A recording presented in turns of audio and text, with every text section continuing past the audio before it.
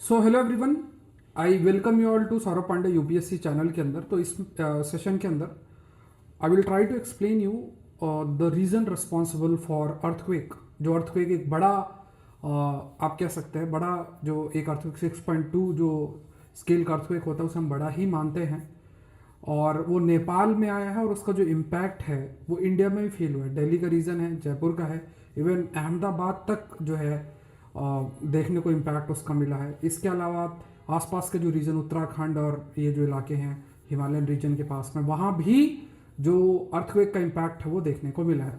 तो पहली चीज़ तो आप ये समझना है कि ये अर्थक्वेक आया कहाँ है, नेपाल के अंदर आया है।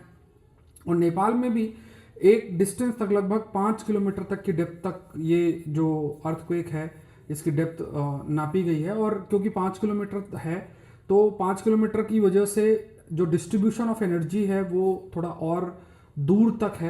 एक जैसे आप फॉर एग्जांपल आप एक कार्डबोर्ड लो, जैसे मान लो एक टेबल है और उस टेबल का ऊपर वाला जो टेबल है, टेबल के ऊपर लकड़ी है, उस लकड़ी को रखो और उस लकड़ी की तरफ एक छोटा सा ऐसे पैर मारो तो आप देखोगे कि पूरा का पूरा कार्डबोर्ड हिल जाएगा।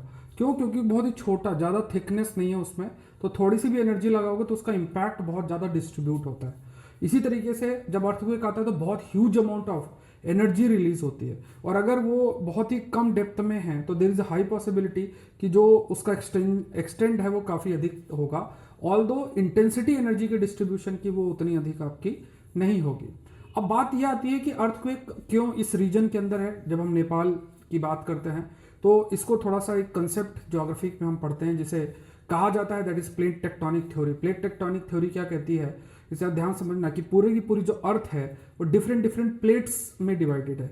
जैसे आप इमेजिन करो एक पिज्ज़ा होता है और उस पिज्ज़ा में डिफरेंट डिफरेंट स्लाइसेस होती हैं। आप एक स्लाइस उठाओ, दूसरी स्लाइस उठाओ, तीसरी स्लाइस उठाओ, इस तरीके से। तो जैसे पिज़्ज़ा की स्लाइसेस होती हैं उसी प्रकार से पूरी अर्थ डिफरेंट डिफरेंट उन स्लाइस फॉर्म में या फ्रेगमेंट फॉर्म में होती है जिन्हें हम प्लेट्स कहते हैं। वो प्लेट्स आपके समुद्र की हो सकती है जिसे ओशनिक प्लेट्स कहते हैं, वो आपकी ज़मीनी हो सकती हैं, उन्हें कॉन्टिनेंटल प्लेट्स कहते हैं। और ये प्लेट्स आपस में कोलाइड करती हैं। जब कोलाइड करती हैं तो बहुत अधिक डिस्टर्बेंस भी कॉज आपकी करती हैं। तो ज़्यादातर क्या होता है, जैसे मान लो आपके पास सपोज आप देखोगे तो ये दो प्लेट्स हैं। अब ये प्लेट्स अगर पास में आएंगी तो कन्वर्ज जो कहेंगे, ये प्लेट्स आपस में आ रही हैं तो कन्वर्जेंस कहेंगे।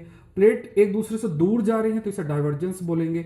सपोज करो एक प्लेट इस तरीके से आ रही है, जैसे नेपाल जो कि हिमालयन रीजन में है तो यहाँ दो प्लेट्स इन्वॉल्व, एक तरफ इंडियन प्लेट है, दूसरी तरफ आपका यूरेशियन प्लेट है। तो इंडियन प्लेट आ रही है, यूरेशियन प्लेट इस तरीके से है, और फिर जो है ये प्लेट इस तरीके से नीचे जा रही है। अब जब प्लेट आपकी कोई नीचे जाए, इस तरीके से नीचे जाएगी, इसको हम एक शब्द यूज करते हैं सबडक्शन। कई बार क्या होता है कि जो एक प्लेट है, जैसे मान लो ये प्लेट है और ये एक दूसरी प्लेट नीचे जा रही है ऐसे ऐसे ऐसे। अब ये एक जगह फंस गई। फंसने के बाद क्या होता है कि जैसे आप एक इलास्टिक लो, इलास्टिक मतलब जैसे आप एक इलास्टिक को इस तरीके से खींचोगे तो आप एक समय तक खींच सकते हो, उसको खींच सकते हो।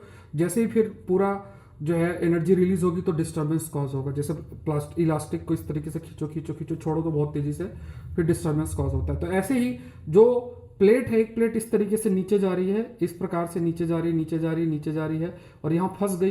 फंसने के बाद फिर भी ये नीचे जा रही है, नीचे जा रही है, नीचे जा रही है, सडनली फिर जो है वो रिलीज होगा तो डिस्टर्बेंस जो है वो कॉज होता है। तो जहां भी प्लेट्स मीट करेंगी, जैसे इंडियन प्लेट और यूरेशियन प्लेट हिमालयन रीजन में मीट करती, इन प्लेट्स के मीटअप, जिन्हें हम कन्वर्जेंस शब्द जिसके लिए इस्तेमाल करते हैं, इन मीटअप की वजह से जो प्लेट आप कह सकते हो कि जो मीटअप है, जो प्लेट्स आपकी मीट कर रही है, उस वजह से अर्थक्वेक जैसी चीज़ें देखने को मिलती हैं। कई दूसरे फैक्टर्स भी होते हैं, जैसे मान लो कि प्लेट्स के बीच में ही, जैसे मान लो ये प्लेट है और इस प्लेट के बीच में एक चीज़ टूटी हुई है, जैसे ये प्लेट है और ये टूटा हुआ है, ये टूटा हुआ हिस्सा, ये टूटा हुआ हिस्सा है, इस तरीके से। तो जब विद इन प्लेट कुछ चीज़ ऐसी टूटी होती है और बीच में इस प्रकार का गैप, मान लो जैसे ये गैप है, तो उसे हम फॉल्ट बोलते हैं। और उस फॉल्ट में अगर कोई चीज़ प्रेजेंट है तो वहाँ भी पॉसिबिलिटी ह्यूज होती है कि आपका अर्थक्वेक आ जाए। फॉल्ट भी एक बड़ा फैक्टर्स होता है। तीसरा फैक्टर है कि मान लो कि अगर प्लेट्स एक दूसरे से दूर जा रही हैं, तो जब प्लेट्स एक दूसरे से दूर जाएंगी तो किसी प्लेट की तरफ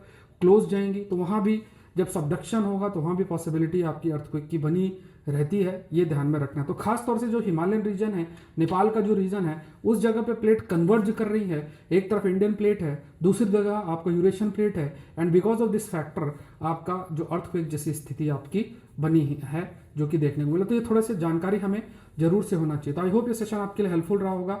सौरभ पांडे यूपीएससी चैनल को आप लोग जरूर से सब्सक्राइब करें, सेशन को जरूर से लाइक करें, और आई होप आपके लिए सेशन हेल्पफुल रहा होगा।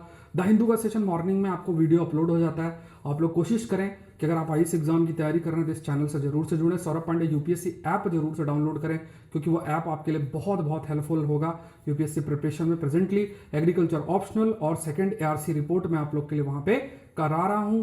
तो सेकंड एआरसी रिपोर्ट के 3 videos, 3 lecture ethics in governance वाला जो है वो अपलोड हो चुका है। अभी 30% का ऑफ भी चल रहा है, तो उसका भी बेनिफिट उठा के और आप जरूर से जुड़े।